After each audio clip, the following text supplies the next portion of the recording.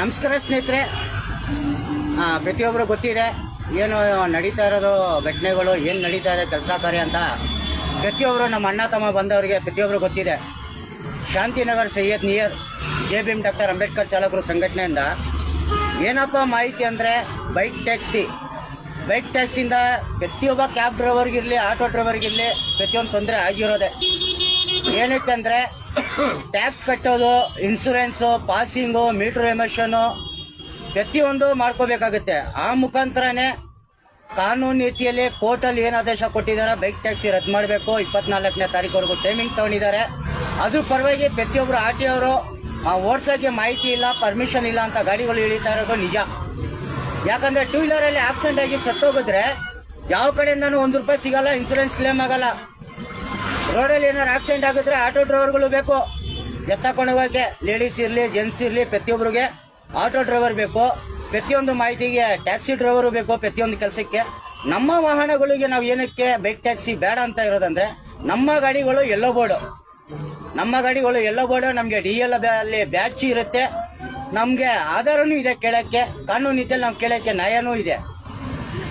ಒಂದು ವಿಡಿಯೋ ಬಂದಿದೆ, ಲಾಯರ್ ಅಂತೆ, ತುಂಬ ದೊಡ್ಡ ವ್ಯಕ್ತಿ ಲಾಯರು, ಯಾವುದೋ ಒಂದು ಇದರಲ್ಲಿ ಹೋಗ್ಬಿಟ್ಟಿನೋ ಒದೇನೂ ತಿನ್ಕೊಂಡು ಬಂದಿದ್ದಾರೆ.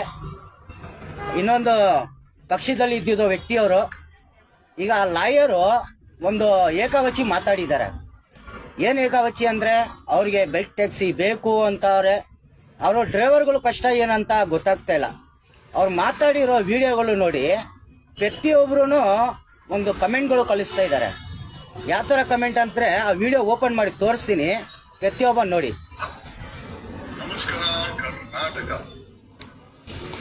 ಬೈಕ್ ಟ್ಯಾಕ್ಸಿ ಬೇಕು ಅಂತ ಒಂದು ವಿಡಿಯೋ ಮಾಡಾಕಿದ್ರೆ ನಾವು ಕೇಳಿದ್ರು ಬೈಕ್ ಟ್ಯಾಕ್ಸಿ ಇರಬೇಕು ಅಂತ. ನಾವಿಲ್ಲಿ ಕ್ಯಾಬ್ಗೆ ನಾವೇನು ವಿರೋಧ ಮಾಡ್ತಾ ಇಲ್ಲ.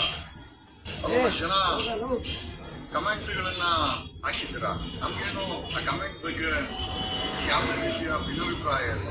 ಒಂದಂತೂ ನಿಜ, ಆಟೋ ಮತ್ತೆ ಇವರು ಆಟೋ ಡ್ರೈವರ್ ಬಗ್ಗೆ ಏಕವಚಿ ಮಾತಾಡ್ತಾರೆ.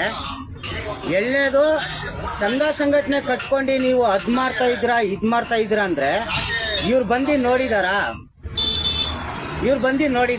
ಸಂಘಟನೆಯವರು ಕಟ್ಕೊಂಡು ಡ್ರೈವರ್ಗಳು ವಾಸ್ಕರ ಅಧ್ಯಕ್ಷರುಗಳು ದುಡಿಮೆಗಳು ಬಿಟ್ಟು ಏನು ಕಷ್ಟಪಡ್ತಾ ಇದ್ದಾರೆ, ಏನಿಲ್ಲ ಅಂತ ಇವ್ರು ಗೊತ್ತಿದೆಯಾ? ಗೊತ್ತಿಲ್ಲ ಅಂದರೆ ಇವರಿಗೆ ಮಾಹಿತಿ ಏನಕ್ಕೆ ಮಾತಾಡಬೇಕು ಇವರು?